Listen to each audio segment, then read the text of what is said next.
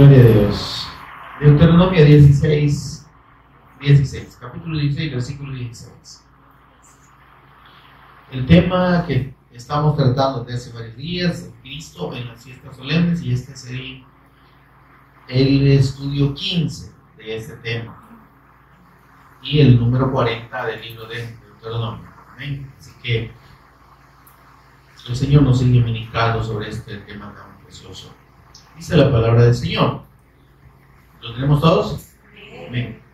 3 veces cada año aparecerá todo varón tuyo delante de Jehová tu Dios en el lugar que Él escogiere, en la fiesta, en el lugar que Él escogiere.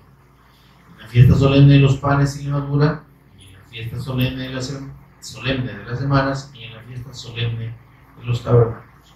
Y ninguno se presentará delante de Jehová con las manos vacías.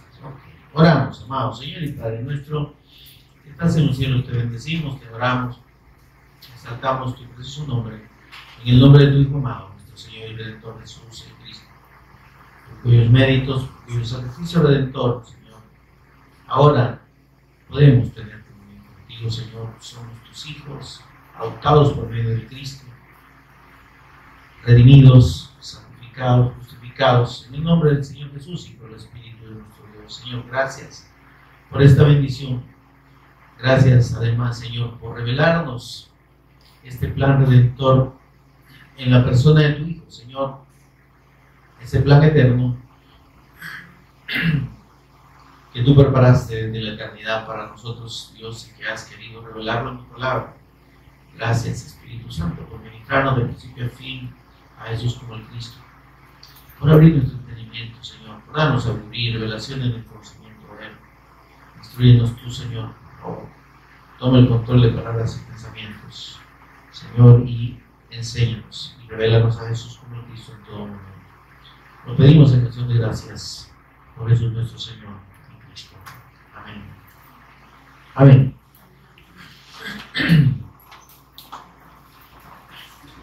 Están sentados porque les digo. Bien, amados. Hemos explicado que las últimas 3 fiestas solemnes o celebraciones solemnes que el Señor estableció para el periodo del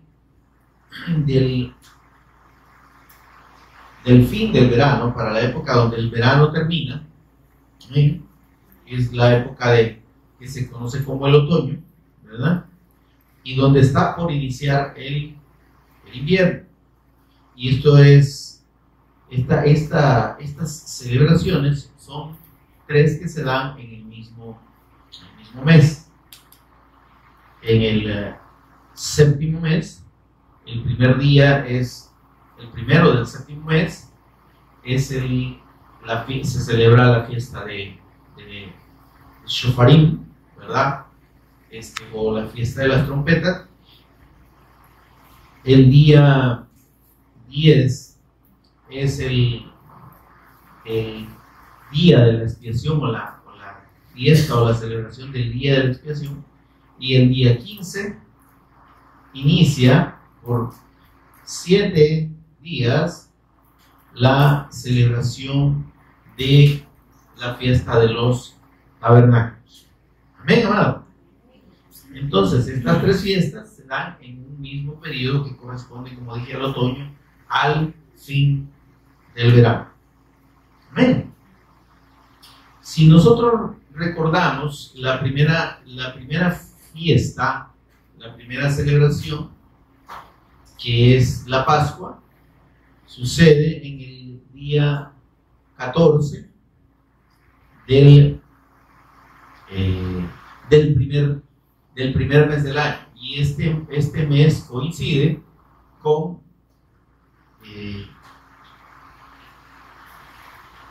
el inicio, hermanos, con el fin del invierno. Amén.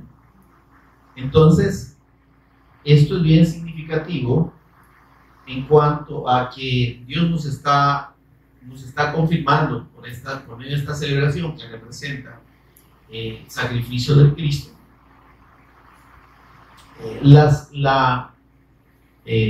digamos, la renovación que significa, o la vida que trae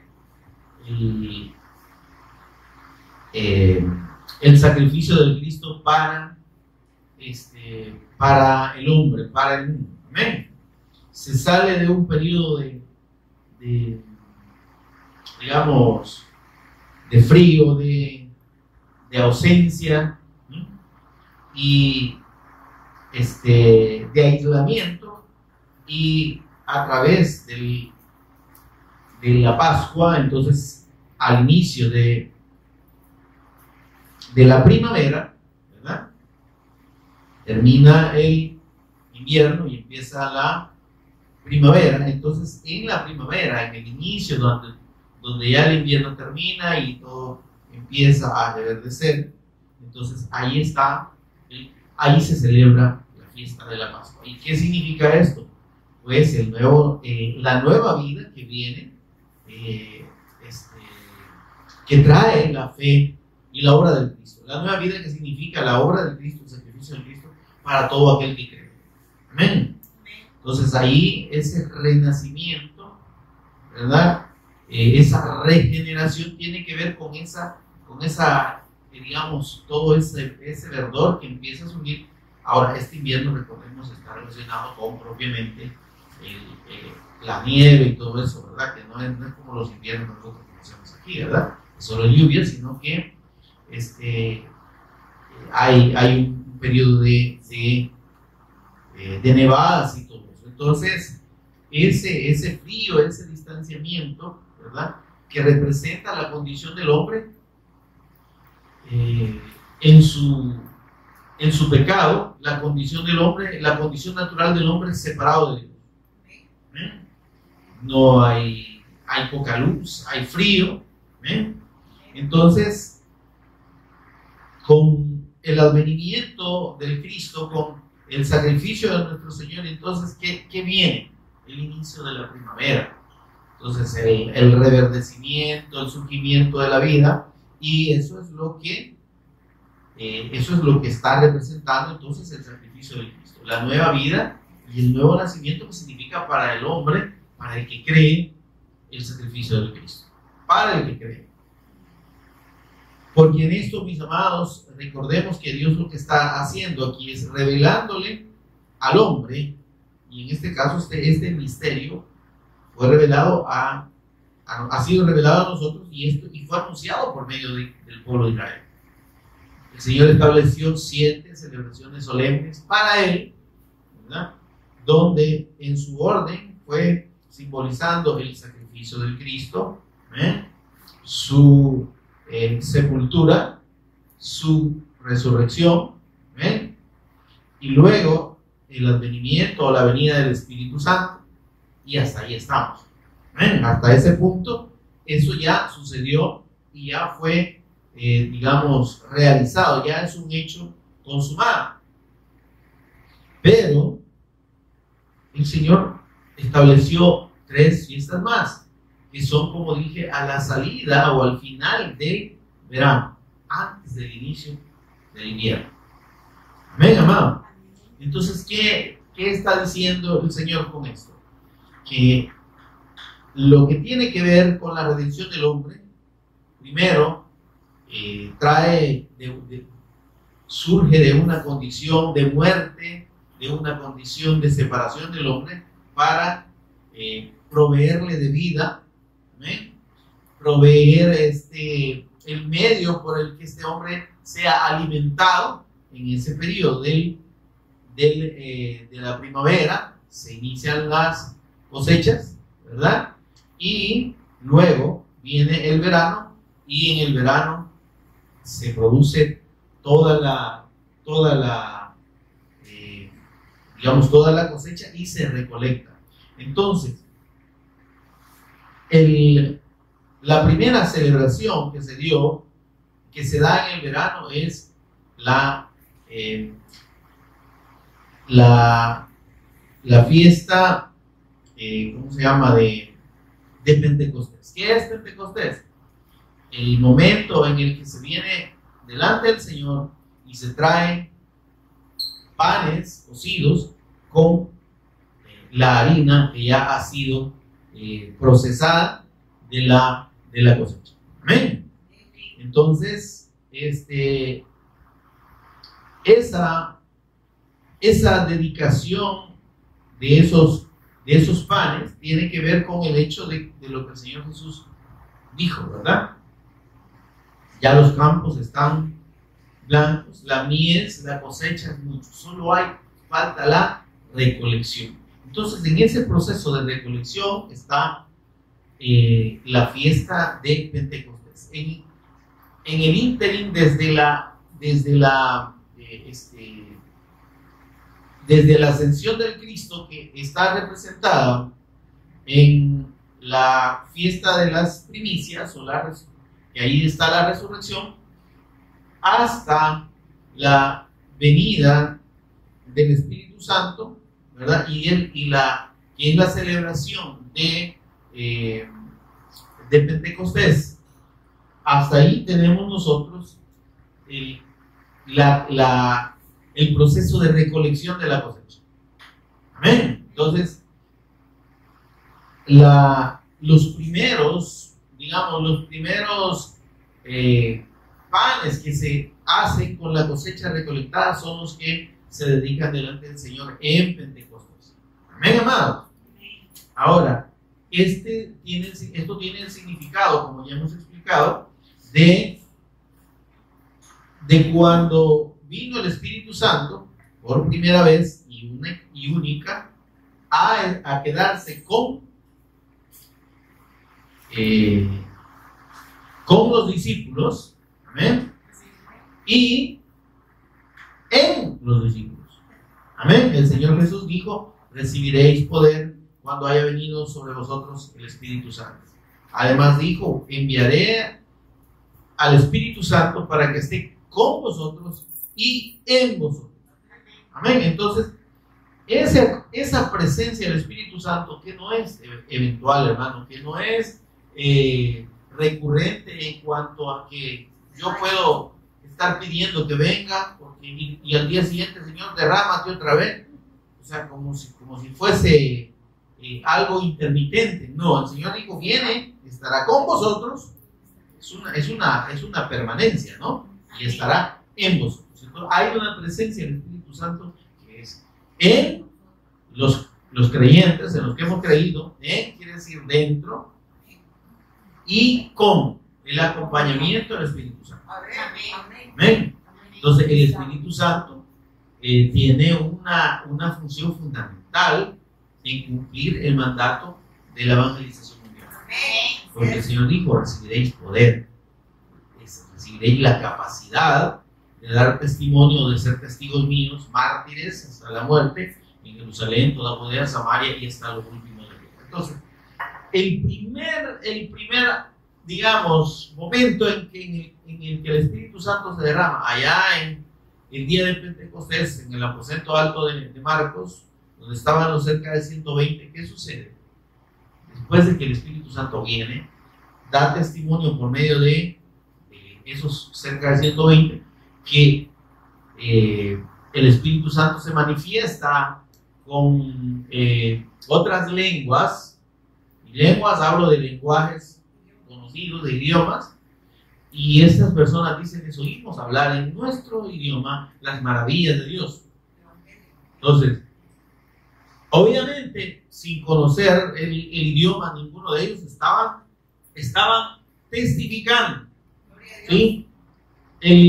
Las lenguas no es una jerigonza, no son frases o palabras ininteligibles, no, tienen un significado. Por eso es que más adelante el apóstol Pablo habla del don de lenguas, pero también habla del don de interpretación de lenguas. Y dice: si no hay intérprete en la iglesia, cállese, deje de estar inventando y queriendo impresionar a la gente. Entonces, ¿por qué? Porque el propósito del don de lenguas es el testimonio del evangelio. Sí. Si alguien le va a hablar en lenguas y le va a salir diciendo: dice el Señor que te viene una bendición, o que ores para que no te venga tal mal, eso ya no es de Dios. Eso es adivinación, esos son espíritus de adivinación. El don de lenguas va a estar relacionado única y exclusivamente con el testimonio del Evangelio. Amén. Y con palabras que edifiquen al pueblo, obviamente, en la fe. Amén. Ahora, por eso es que estas lenguas, las lenguas, dice la Escritura, no van a ser permanentes. El apóstol Pablo dijo, las lenguas cesarán. ¿En qué momento van a cesar? Óigame, con los tiempos y la tecnología como está de avanzada, ya no es problema que se predique el Evangelio en distintos idiomas y que las personas, si no conocen la lengua, puedan oír una predicación y tener su traducción. Está conmigo, hermano. Hay intérpretes por muchos lugares, etc. Ahora, hay lugares donde lo que se hablan son dialectos y digamos, lenguajes que nadie conoce. Ahí el Espíritu Santo puede obrar y hay testimonio de eso, puede dar el testimonio por medio de cualquier persona que está ahí predicando y hacer que las personas entiendan, ¿no? Entonces, pero el propósito de este don, como digo, es el testimonio del Evangelio. Ahora, el testimonio del Evangelio se está dando en muchos idiomas, ¿verdad? Al principio de la predicación del Evangelio se siguió manifestando en distintos lugares porque no todos hablaban el mismo idioma, ¿verdad? Por eso es que eso es acerca de un poco más de 20 nacionalidades que habían ahí en el día de Pentecostés. Por eso se admiraron. ¿Y estos cómo que están hablando? Esta gente no tiene preparación como para eso. ¿De dónde? Si son de aquí, de Cucuyo, ¿verdad? Entonces, pero dado el testimonio del Evangelio, ¿qué sucedió? Se levanta Pedro, da el testimonio del Cristo, ¿verdad? Y dice que cerca de 3,000 o como 3,000 hombres se convierten a la fe del Evangelio. Creen en la persona de nuestro Señor Jesús como el Cristo. Porque ellos dicen, varones, ¿y qué haremos? Porque el apóstol Pedro termina diciendo en el versículo 36 del capítulo 2 de Hechos, este Jesús al cual vosotros crucificasteis, Dios le ha hecho Señor y Cristo. Él es el Cristo. Entonces dice, ¿qué hacemos entonces? Si es que ya hemos crucificado al que era el Cristo, y es el Cristo. Entonces dice, crean en el Señor Jesús el Cristo y bautícense en su nombre. Y van a recibir, mire esto, y van a recibir el don del Espíritu Santo. Y ahí usted y yo podemos tener una manera muy práctica de desacreditar a todos aquellos que dicen que si el Espíritu Santo se derrama, tiene que hablar en lengua la persona. Y eso es cerca de 3,000, ¿por qué no hablaron en lenguas? Si hubieran hablado en lenguas, la Escritura lo registraba. Pero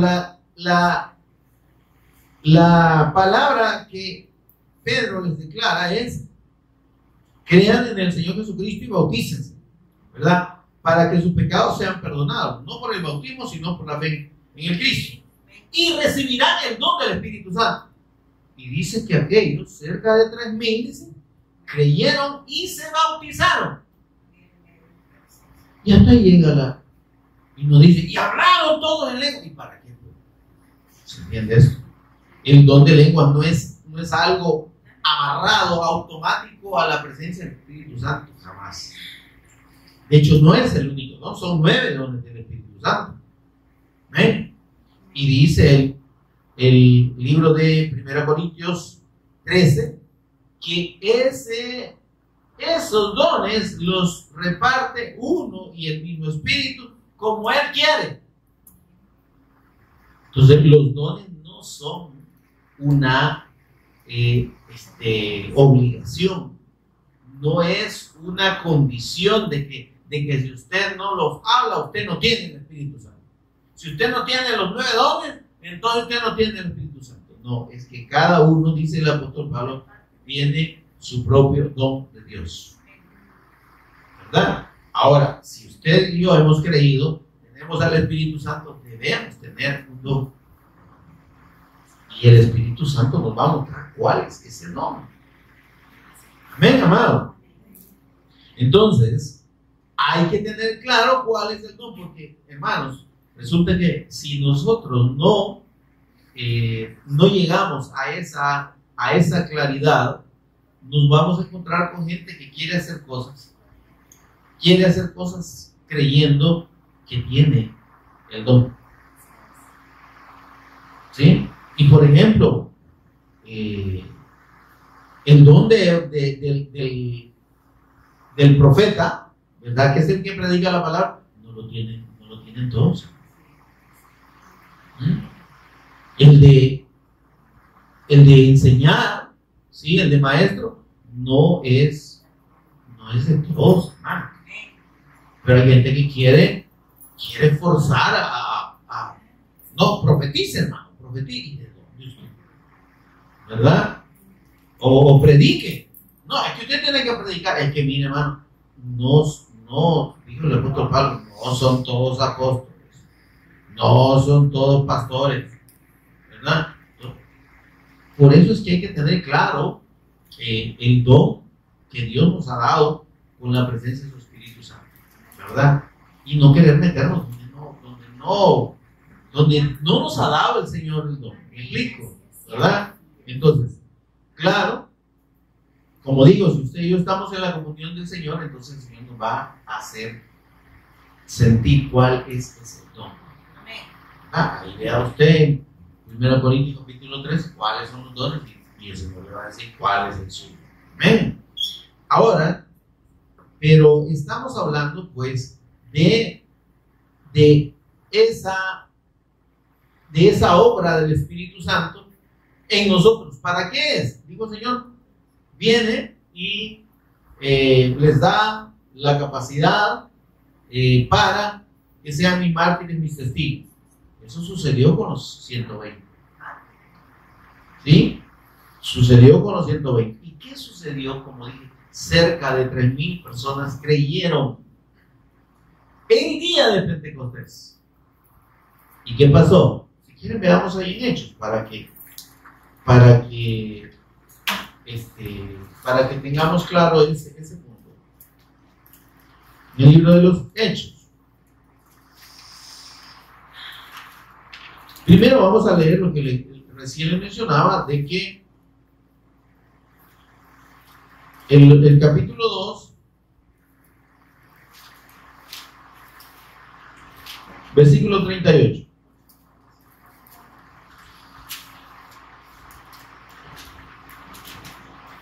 Vamos a leer desde el 37. Dice, al oír esto, al oír que Jesús es Señor y Cristo, ¿verdad? Y que además había resucitado, ¿amén? Porque ese era el testimonio del apóstol Pedro, ¿verdad? Entonces dice, versículo 37, al oír esto se compungieron de corazón y dijeron a Pedro y a los otros apóstoles, varones hermanos, ¿qué haremos? Pedro les dijo, arrepiéntanse, es decir, dejen. Miren, por favor, aquí hay que poner en contexto esta palabra. El arrepentimiento, hermanos, es desechar la fe religiosa. Estas personas eran religiosos a morir.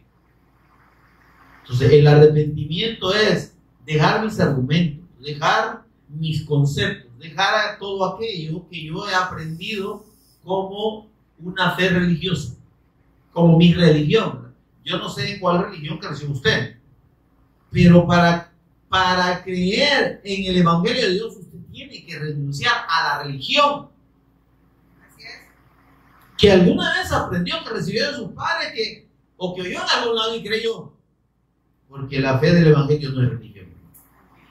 Si usted piensa que está en una religión, ya se equivocó. Necesita entender que la fe del Evangelio es precisamente la fe de Dios, no es una fe religiosa. Amén, hermano. Por tanto, lo que el Señor, lo que significa creer en El evangelio es creer en la persona de nuestro Señor Jesús como el Cristo. ¿Cuál era el problema de estos judíos que estaban aquí, estos cerca de 3,000? Que ellos sí creían en Dios, pues. ¿Conmigo? Ellos eran judíos de nacimiento y habían sido instruidos en la Torá y en los mandamientos y todo lo que usted quiera ahí, en la Escritura. ¿Y por qué tenían que arrepentirse? De sus pecados. Es que hermano, yo estoy claro y vamos a entenderlo, de que nuestra condición es pecaminosa, ¿sí? Pero lo que nos impide la comunión con Dios no es precisamente el pecado, o sea, nuestras maldades, sino nuestra infidelidad. No todos creen, hermano, este asunto, eso es loco, dicen, ¿verdad? Pues sí, porque hemos creído, pero la gente no quiere creer. Pero dígale usted, mire, a la gente, sí, bien que a mí me gusta, pero es que ya, hacer eso es ya comprometerse. ¿Verdad? Que lo que no quiere es una identidad. Es compromiso. Sí. No quiere realmente entrar en una condición de venir delante de Dios y someterse a su voluntad. Porque el incrédulo, ¿por qué no quiere creer? Porque no está dispuesto a abandonar lo que cree. Eso es corazón no arrepentido. ¿Estamos, hermano? Y eso es lo que dice allá Romanos capítulo 2, versículo 10, si no me equivoco. Pero por tu dureza y tu corazón no arrepentido. ¿Qué es el corazón no arrepentido? No querer renunciar a lo que yo creo y a lo que yo pienso y a mi propia voluntad. Es que para mí, yo pienso que para agradar a Dios no se necesita tanto. Eso es lo que usted cree, pero lo que Dios dice es otra cosa. Es que yo creo que siendo bueno y haciendo buenas obras y no haciéndole mal a nadie, entonces Dios no lo recibe a uno. Eso es lo que usted dice. Vaya a la Escritura y va a ver que no es así. Entonces, ¿qué tiene que hacer? Abandonar esas creencias religiosas incorrectas, erróneas. Eso es arrepentirse. Por eso que el apóstol Pablo dice: arrepiéntanse, abandonen su pensamiento religioso, abandonen todo lo que ustedes han creído. Ustedes han creído y les han enseñado que el Mesías es nada más un profeta. ¿Están conmigo, hermano? Y Moisés habló de un profeta. ¿Están conmigo, hermano? ¿Sí? Pero yo les digo, dice el apóstol Pedro aquí en el testimonio que da, que este Jesús, este Mesías, que fue prometido como hijo de David, David dice por el Espíritu que había de resucitar. Porque, y hace la cita y les dice, no dejarás mi alma en el Hades, versículo 27, ni permitirás que tu santo vea corrupción. Eso es lo que dijo David. Y les dice, pero David no estaba hablando de sí mismo, estaba hablando del Mesías que iba a venir de su descendencia. Y habló entonces de que ese Mesías iba a resucitar, que era un Mesías eterno. Amén. Por eso dice el versículo 30. Estamos en el capítulo 2 de Hechos, ¿verdad? Pero siendo profeta y sabiendo que con juramento Dios le había jurado que de su descendencia en cuanto a la carne levantaría el Cristo para que se sentase en su trono, viéndolo antes, habló de la resurrección del Cristo, de que su alma no fue dejada en el Hades, ni su carne vio corrupción.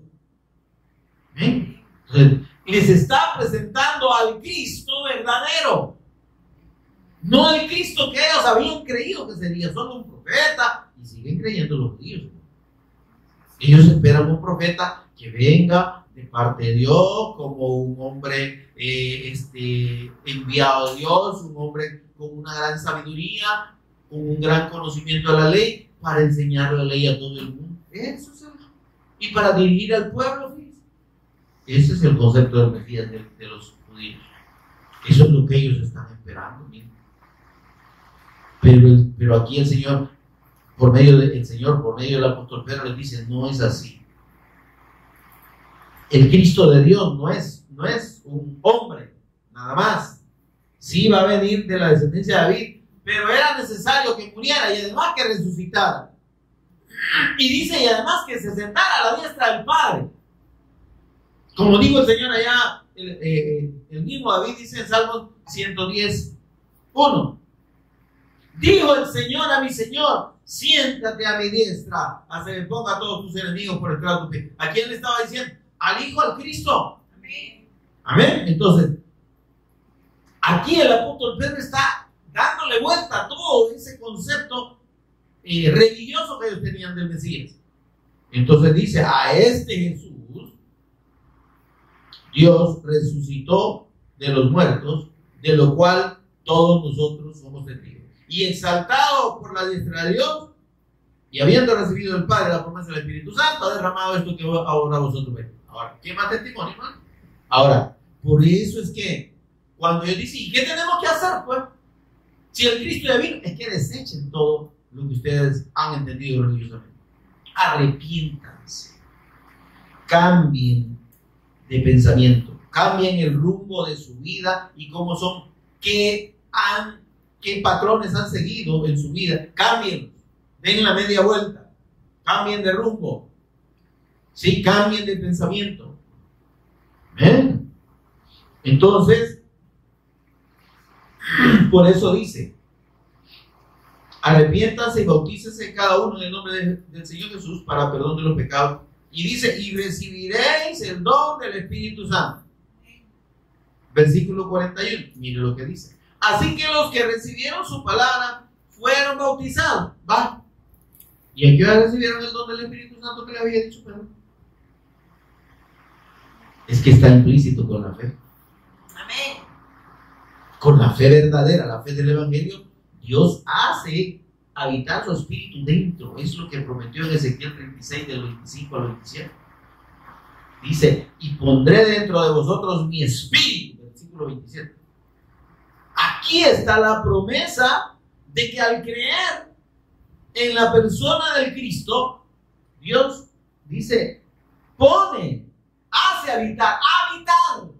Habitar es permanecer, vivir dentro. Amén. Su espíritu. Y eso es la gran diferencia. Y eso significa que yo tengo que empezar a hablar en lengua como loco. No, hermano. ¿Por qué estos cerca de 3,000 aquí no se registra que hayan empezado como locos a hablar en lengua? Y no digo como loco en el sentido de hacer el gran relajo, pues. ¿Están conmigo, hermano? No digo que sea una locura hablar en lengua, sino el hecho de que hubiera sido un desparpajo, pues. Imagínense, se bautiza y empieza a los 3,000 ahí, pues, ¿cómo se hubiera oído eso, verdad? Ahora, dice: así que los que recibieron su palabra fueron bautizados y se añadieron aquel día como 3,000. ¿Y qué pasó? Perseveraban en la doctrina de los apóstoles, en la comunión unos con otros, en el partimiento del pan y en la oración. Eso es lo que define a un verdadero creyente. Al que está dispuesto a perseverar en la fe del Evangelio, ¿sí? A tener comunión con los hermanos, ¿sí? En compartir la palabra, que es el partimiento del pan, y en estar en comunión con Dios a través de la oración. Amén, hermano. Ahora mire el versículo 39. ¿Para quiénes es la promesa del Espíritu Santo? Les dice el apóstol Pedro antes de que ellos fueran bautizados. Porque para ustedes es la promesa, para sus hijos y para los que están lejos. Aquí estamos nosotros, ¿sí? ¿Están conmigo? Y para todos cuantos el Señor nuestro Dios llamare. Entonces el Espíritu Santo, hermano, no es una cuestión aquí, como le dijera, así extraordinaria, de que va a venir con un gran, algo místico, que usted va a temblar. No, hermano. El Espíritu Santo se recibe no porque usted lo pida. El Espíritu Santo lo tenemos porque el Señor lo ha puesto en nosotros. Amén. Ahora, ese Espíritu Santo es el que produce esa conversión, ¿sí? Produce que el Señor salve a los que están muertos en pecados, les dé vida, y esto es como ofrecer delante del Señor estos panes. Amén. Por eso es que Pentecostés es el tiempo en el que nosotros estamos recolectando la cosecha y al tiempo presentando estas almas o sea, esto implícitamente, pues. Amén. Cuando usted y yo compartimos el Evangelio con alguien, esa persona cree y cree en el verdadero Evangelio y cree de todo corazón y es revelado que Jesús es el Cristo. Entonces, esa persona ya es un hijo de Dios. Ya es parte de la iglesia del Cristo. Y ya ha sido dedicado por el Espíritu Santo al Señor. Amén, amado. Entonces, hasta ahí, hermano, en ese proceso estamos llegando al final del verano. ¿Está conmigo? Llegando al final del verano, tenemos las últimas 3 celebraciones que ya vimos. Shofarim, la fiesta de las trompetas, que significa la venida del Cristo, como Él prometió, para llevarnos con Él a sus redimidos. Esa venida no es propiamente a la tierra, sino que viene para llevarnos y dice que nos uniremos con el Señor en el aire. Amén. Entonces, ahí eso es un evento que todavía no se da y que está supeditado, como explicamos en las últimas intervenciones, está supeditado a la predicación del Evangelio, del verdadero Evangelio, no de eso que se conoce ahora como Evangelio, que no es el Evangelio. Amén. Entonces, viene entonces el Señor cuando este Evangelio se predica. ¿Y qué pasa? Entonces empieza, hermanos, lo que sigue es el periodo que se llama de tribulación y gran tribulación, antes del día de la expiación, que es la propia venida del Cristo, ¿sí? Pero para juzgar a las naciones. Amén.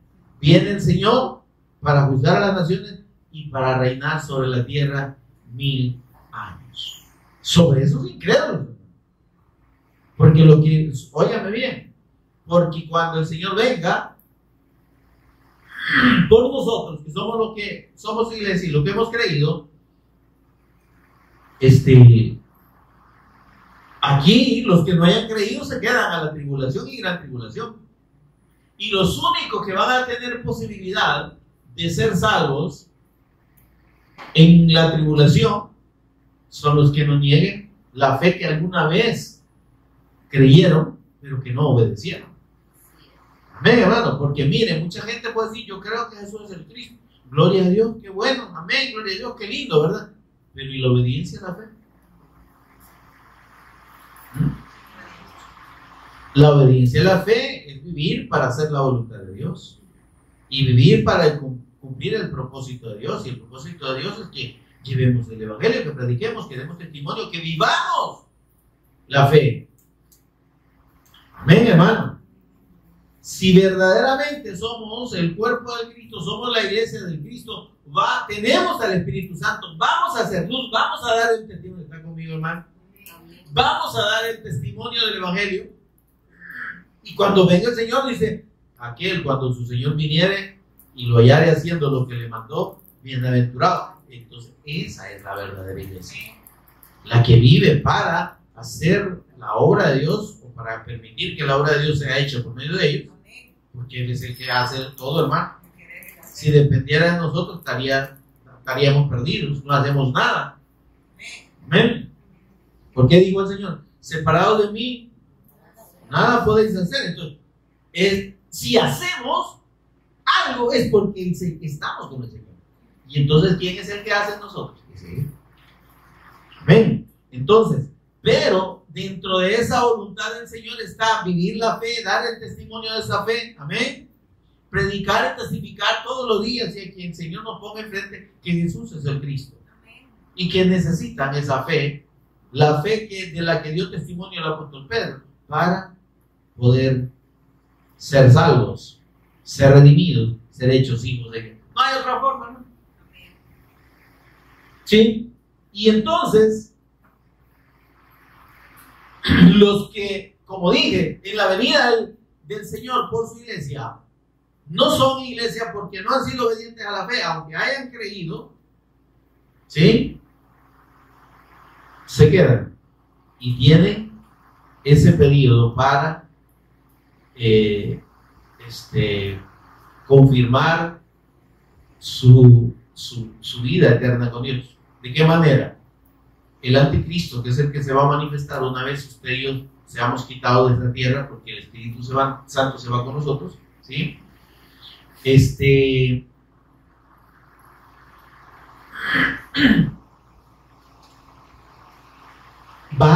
anticristo va a iniciar una persecución velada.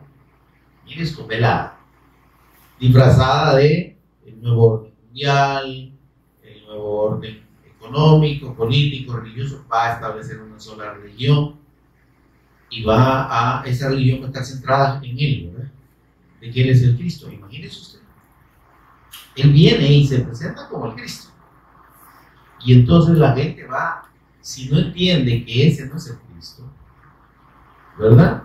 Ya se perdió, porque dice que va a hacer que le adoren a él, y además que le pongan un sello o una identidad dentro de ese sistema. El que no se someta a ese régimen, entonces va a ser perseguido de una manera velada. ¿Qué quiere decir?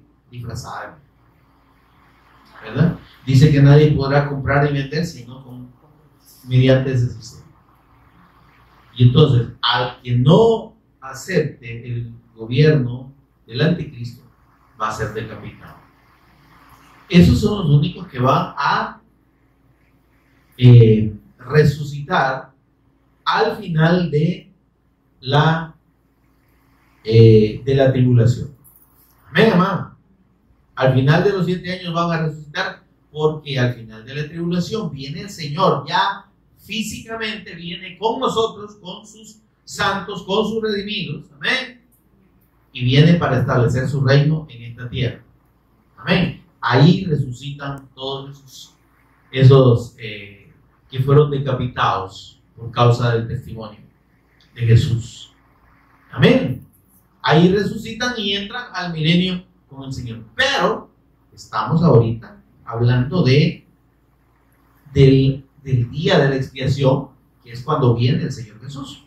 Ahora, vamos a centrarnos ahí para tratar de completar esta revelación, o esta revelación de Dios por medio de esta celebración solemne. Vamos a Zacarías 14:16. Es el penúltimo libro del Antiguo Testamento, ahí en sus Biblias.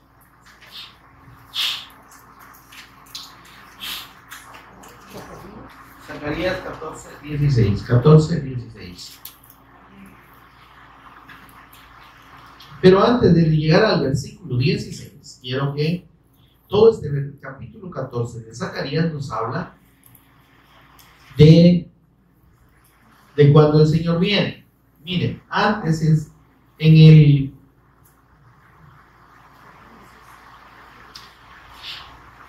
el capítulo 12. Vamos al capítulo 12, por favor. Retrocedamos un poquito ahí, en Zacarías, capítulo 12. Dice en el versículo 9, 12:9 de Zacarías. ¿Lo tienen, hermano? Dice ahí: y en aquel día yo procuraré destruir a todas las naciones que vinieren contra Jerusalén. Amén, hermano.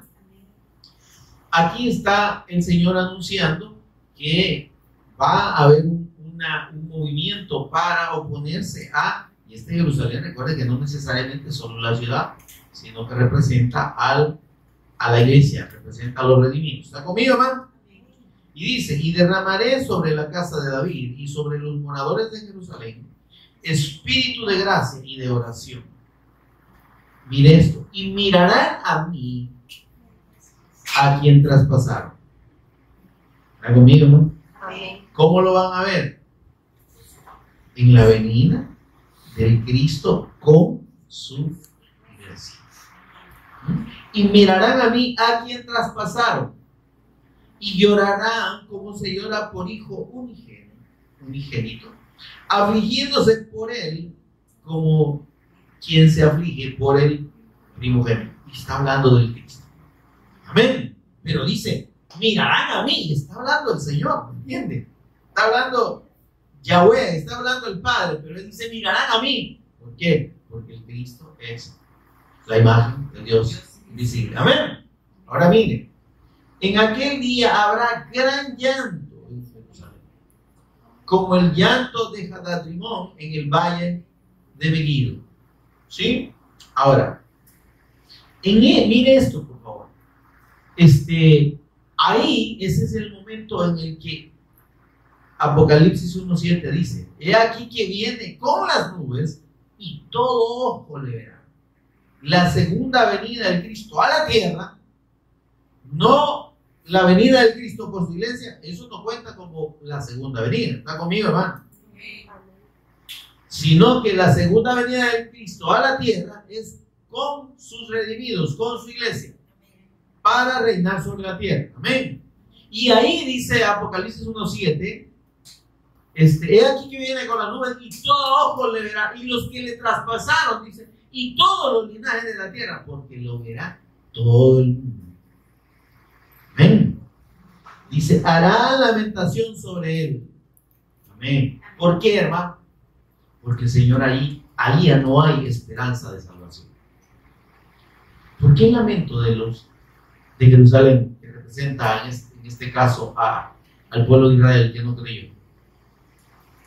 Porque ya no habrá tiempo para que crean.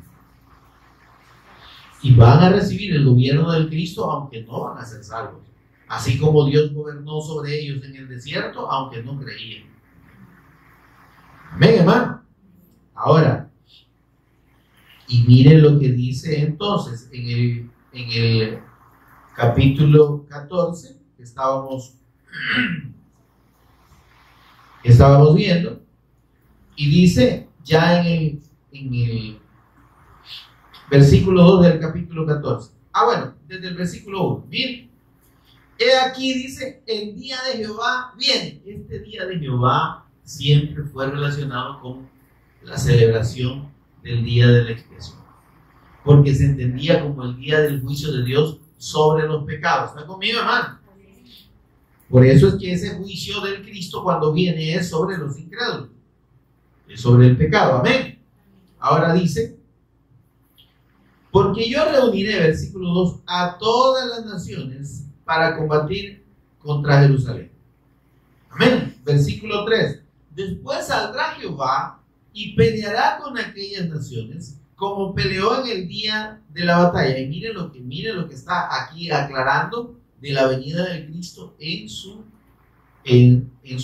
gloria, para reinar sobre la tierra. Y se afirmarán sus pies en aquel día sobre el monte de los olivos, que está enfrente de Jerusalén al oriente, y el monte de los olivos se partirá por en medio hacia el oriente y hacia el occidente, haciendo un valle muy grande. Y la mitad del monte se apartará hacia el norte y la otra mitad hacia el sur. Ahora, mire, hermano, entonces ese día va a manifestarse el poder de Dios de una manera tremenda ante todas las naciones. Amén. Entonces, ahora aquí se cumple lo que vimos en Apocalipsis 19, que viene el Señor. Vamos a Apocalipsis 19 para que recordemos. Dice que viene el Señor Jesús ¿y por qué decimos que es el Señor Jesús? Lo vimos desde el versículo 11, ¿verdad? El jinete del caballo blanco, que es fiel y verdadero, sus ojos como llamas de fuego, versículo 13, el verbo de Dios. Versículo 14. Y los ejércitos celestiales, vestidos de lino finísimo, blanco y limpio, le seguían en caballos blancos. Quiero aclarar esto de este lino finísimo. Este lino finísimo está hablando de los redimidos, de la santidad del Cristo que ha sido atribuida a nosotros. Mire lo que dice el versículo 8. Versículo 7 de este capítulo 19. Gocémonos y alegrémonos y démosle gloria, porque han llegado las bodas del Cordero y su esposa, la iglesia, se ha preparado.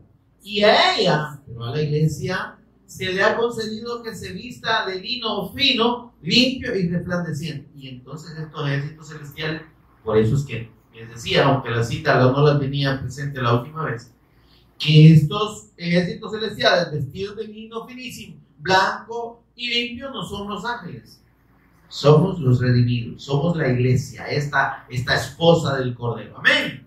Porque esa es la única que se le ha concedido que se vista de lino finísimo, ¿verdad? Ahora ahí dice, le seguían en caballo blanco. Ahora dice que viene para herir a las naciones. Ahora, hay algo que es bien particular aquí en este versículo. Dice, y él, en la última parte del versículo 15, pisa el lagar del vino del furor y de la ira del Dios Todopoderoso. ¿Cómo era entendida este día de la expiación? Como un día de juicio, el día de la ira del Señor. Amén. Ahora, dice que, versículo 19, y vi a la bestia y a los reyes de la tierra y a sus ejércitos reunidos para pelear contra el que montaba el caballo y contra su ejército. Amén, hermano. ¿Está conmigo?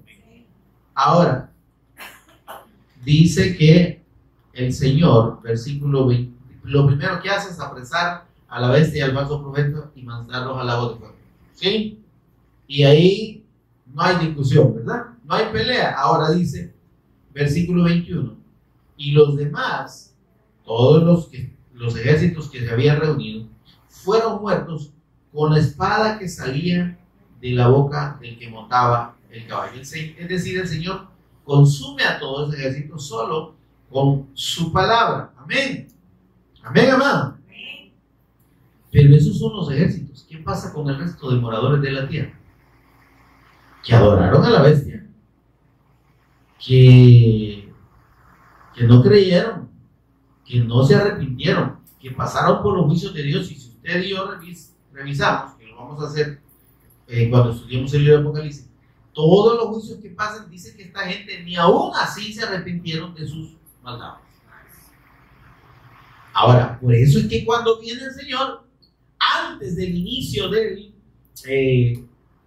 milenio, que en el milenio, que es el gobierno del Cristo, ese gobierno del Cristo, ese tiempo, equivale a ese tiempo equivale a la celebración de la fiesta de los tabernáculos.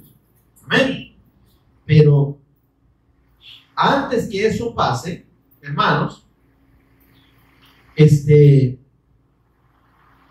todos los digamos, jóvenes que no fueron a la guerra van a quedar, y todas las naciones incrédulas van a quedar bajo el gobierno de Cristo. Por eso dice que los regirá con vara de hierro. ¿Sí? Porque son incrédulos, hermanos. Amén. Y porque sin esa acción de parte de Dios, esta gente no se sometería. De hecho, su maldad va a estar ahí presente, pero Satanás no los va a incitar, porque dice que antes lo va a encadenar. Eso lo dice en el capítulo 20. Sigamos leyendo.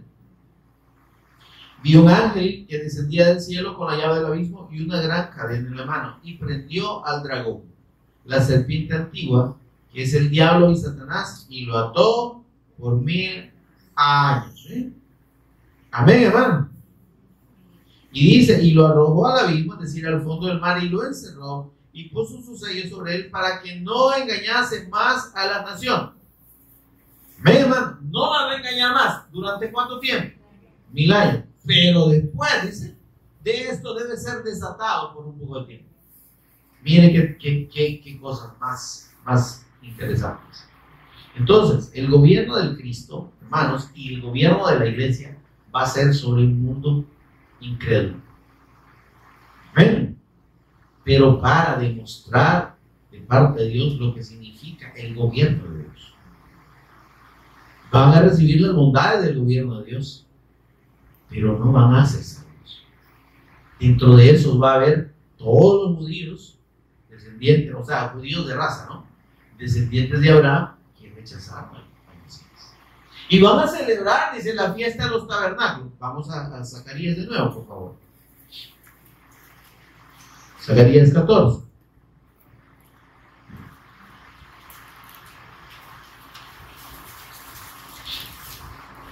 Versículo 16, por favor. Y todos los que sobrevivieren, mira, aquí está hablando de las personas que le digo yo que van a sobrevivir, ¿verdad? ¿Está conmigo, hermano? Sí. Y todos los que sobrevivieren de las naciones que vinieron contra Jerusalén, es decir, contra el Señor y contra sus ungidos, subirán de año en año para adorar al Rey, a Jehová de los ejércitos, y a celebrar la fiesta de los tabernáculos. Ahí van a estar todos los judíos. Y ahí se va a cumplir lo que dicen las profecías allá, ¿verdad? De que van que el lobo y el cordero van a habitar en paz, que no va a haber guerra, o sea, va a ser un periodo precioso, ¿sí? Y bien, y mire esto, y los judíos van a ir, dice, de año en año a celebrar delante de Jehová la fiesta de los tabernáculos. Pero no para ser salvos. Entonces es importante, hermanos, que entendamos, por eso, mis amados, es que usted y yo debemos valorar este tiempo. Amén. Tiempo de gracia. Porque la misericordia del Señor es eterna, es grande, pero está manifestada en la persona de su Hijo. El que en él cree no es condenado. El que no cree ya ha sido condenado. ¿Sí? Hay una secta que enseña que esta tierra, dice, aquí va a haber el reino de Dios y todo. Pues sí, pero están hablando de un reino terrenal. ¿Sí? Y si usted lo quiere entender así, aplicaría al reino del milenio. ¿Y de qué sirve que todo esté bonito y todo y se van a morir y no van a estar con el Señor? No van a ser su pueblo, no van a ser su redimido. De nada, se van a morir y van a ir a parar al juicio que se va a desarrollar, hermanos, al final de los 1000 años. Amén, amados. Ese juicio es conocido como el juicio final o el juicio del gran trono blanco. ¿Sí? Al final de los 1000 años, hermanos, todos los que vivieron bajo el reinado de Cristo van a ir muriendo, ¿no? ¿Están bien? Y si los que los que estuvieran vivos al final de esos 1000 años, pues van a morir para ser llevados delante de Dios al juicio final. De nada les va a servir haber pasado bajo el gobierno del Cristo, porque por su incredulidad debieron comprobar por sí mismos que Dios es verdadero, que su palabra se cumple. Amén. Y que aunque no quisieron reconocer ni creer en la persona de Jesús como el Cristo, van a tener que doblegarse de la fe. Y dice que van a ir a adorar al Rey. ¿Estamos, hermano? Entonces, pero por eso dice allá Filipenses capítulo 2, versículo 11, dice, y toda lengua confiese. ¿Qué dice el versículo 10? Dice, veamos, Filipenses capítulo 2, versículo 10. Con eso vamos a cerrar, pues, amado. Filipenses 2, 10.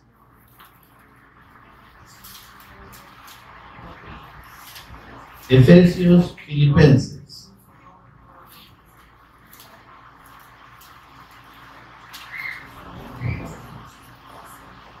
Mira esto. Dice en el versículo 9, por lo cual Dios, hablando del Cristo, también le exaltó hasta lo sumo y le dio un nombre que es sobre todo nombre, para que en el nombre de Jesús, mire esto, se doble toda rodilla de los que están en los cielos, en la tierra y debajo de la tierra. ¿En qué momento se va a cumplir esto, hermano? ¿Verdad? Ya los ejércitos celestiales, allá en Apocalipsis se revela, dice que se postran delante del Señor y del Cordero. Amén. En la tierra, en el milenio, todo el mundo se va a doblegar delante del Señor, aunque no quiera. Amén. Y debajo de la tierra, los que hayan muerto, sin creer. Al final van a venir delante de ese Cristo eterno que no quisieron reconocer ni creer, y van a recibir su sentencia. Amén.